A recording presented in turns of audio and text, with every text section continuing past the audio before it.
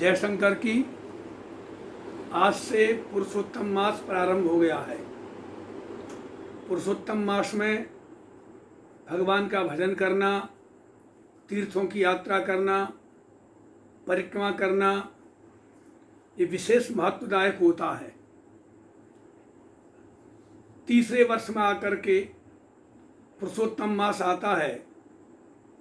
प्रहलाद जी की भक्ति के कारण से भगवान ने नरसिंह रूप धारण करके एक छोटे से बालक, 5 वर्ष के बालक की रक्षा के लिए, जिसके पिता ने हिरण्याकशिपु ने समस्त त्रिलोकी पर विजय प्राप्त करके सभी देवताओं को, सभी को अपने अधीन कर लिया था, ऐसे छोटे से बालक ने, हिरण्याकशिपु ने 10,000 वर्ष की तपस्या करके सभी देवताओं को, दिग्पालों को त्रिलोकी पर विजय प्राप्त कर ली थी, परंतु उसने अपने पर विजय प्राप्त नहीं की। अपनी इच्छाओं पर विजय प्राप्त नहीं करता है, अपनी कामनाओं पर विजय प्राप्त नहीं करता है, तो दूसरों पर विजय प्राप्त करता है, एक न एक दिन अपने द्वारा ही पराजित हो जाता है। परंतु छोटे से बालक प्रहलाद जी ने त्रिलोकी पर विजय प्राप्त नहीं की थी। उन्होंने केवल अपने गुरुदेव भगवान नारद जी के कहने से ये विश्वास किया था, इस संसार में सत्य है तो केवल परमात्मा ही सत्य है और दूसरा कोई नहीं है। हिरण्याकशिपु अपने को ईश्वर मानता था और प्रहलाद जी ईश्वर को ईश्वर मानते थे, पिता को ईश्वर नहीं मानते थे। पिता और पुत्र में वैरभाव का कारण केवल यही था कि हिरण्याकशिपु अपने के ईश्वर कहलाना चाहता था और प्रहलाद जी पिता को ईश्वर न कह करके ईश्वर को ईश्वर कहते थे। अहंकार के कारण से हिरण्याकशिपु अपने के ईश्वर मान बैठा था, ईश्वर था नहीं। और छोटे से बालक ने अपने पिता को बहुत सा ज्ञान दिया कि पिताजी, इस संसार में एक ही ईश्वर है, जिसके सारे बल से आपने जो तपस्या की है, सारी त्रिलोकी पर विजय प्राप्त किया है, वही एक ईश्वर है। परंतु प्रहलाद जी ने अपने को जीता, अपनी इच्छाओं को जीता, भजन किया भगवान का और विश्वास किया। विश्वास से ही परमात्मा की प्राप्ति हो सकती है।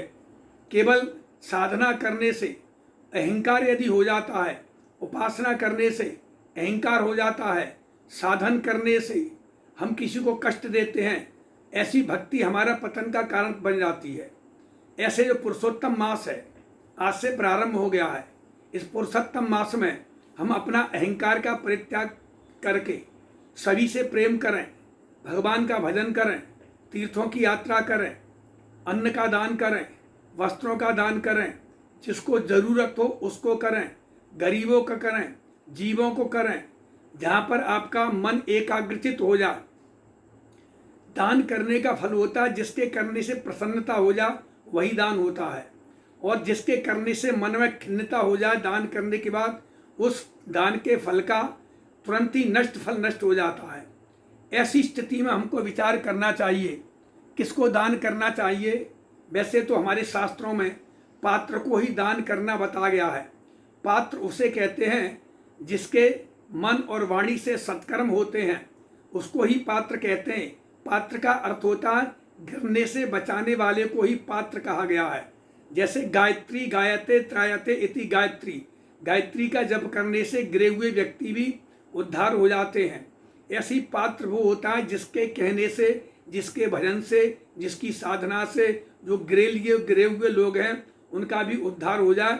शास्त्र में उसको पात्र कहा गया है। तो पात्र को ही दान देने से हमारा कल्याण होता है। ऐसे इस पुरुषोत्तम मास में यदि हम सत्कर्म नहीं करें तो कम से कम अपने मन, वाणी और कर्म से, कायिक, वाचिक और मानसिक 3 क्रियाओं से कम इस महीने पुरुषोत्तम मास में कुसंग में नहीं जाएं, किसी के साथ दुर्व्यवहार नहीं करें, किसी का अपमान नहीं करें, ऐसा कर्म नहीं करें जिसके कारण से ये 3 वर्ष के बाद में जो पुरुषोत्तम मास आया उसका फल भी नहीं प्राप्त हो और हमारा पुण्य भी नष्ट हो जाए। ऐसे विचार करके अपने सत्कर्म में लगे हुए हम ये पुरुषोत्तम मास में अपना जीवन व्यतीत करें 1 महीने का, तो हमारा अवश्य कल्याण हो जाएगा। जय शंकर की।